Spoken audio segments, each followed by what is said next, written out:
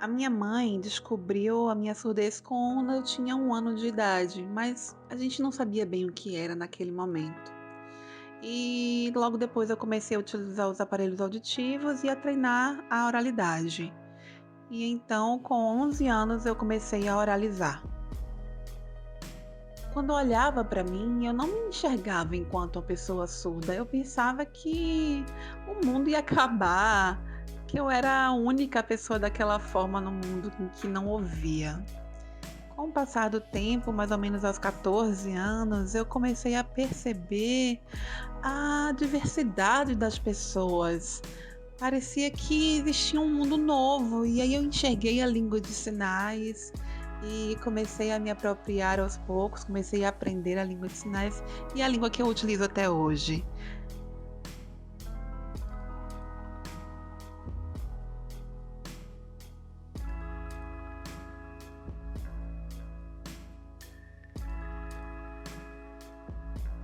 O Gustavo nasceu em fevereiro de 2018 e não teve diagnóstico ao nascimento. Ele teve um teste da orelhinha normal e nós prosseguimos os primeiros meses de sua criação sem diagnóstico.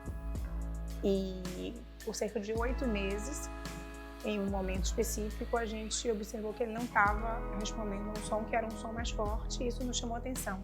Então a gente imaginou que alguma deficiência auditiva ele teria, em função de não ter respondido a esses sons, e levamos ele para prosseguir os passos diagnósticos de uma perda auditiva. Então levamos ele para fazer um BERA, levamos ele para fazer uma nova audiometria de campo, e aí veio o diagnóstico de uma perda auditiva profunda, que na sequência a gente acabou diagnosticando como uma perda auditiva por agenesia do nervo coclear, que é a ausência dos nervos auditivos bilateralmente.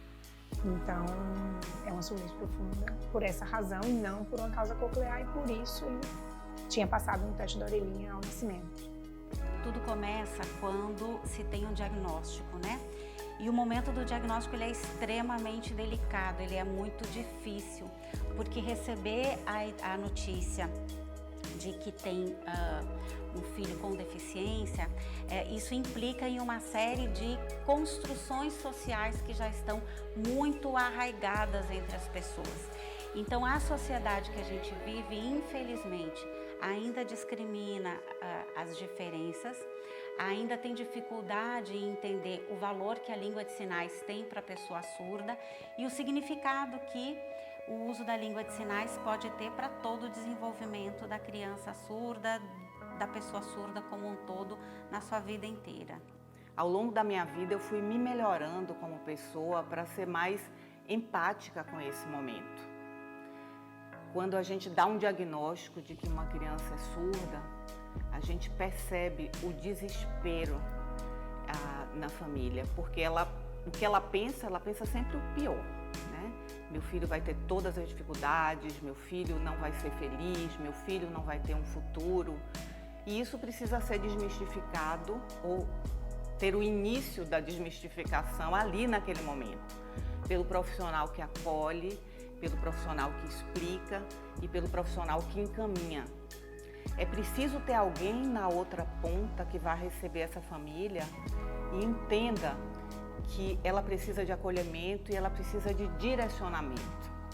Quando você tem uma equipe de referência para quem você encaminha, eu acho que isso pode mudar a vida da família e, sobretudo, a vida da criança. Parte do momento inicial de absorção das informações, de luto inicial, não por entender que tem um filho deficiente, mas por entender que tem uma questão nova para a gente dar conta e para a gente aprender, a lidar, e que eu acho que é mais difícil quando a família é toda de ouvintes do que se não for, e para a gente que não tinha nenhum acesso a ninguém, a nada, nenhum conhecido, a nada.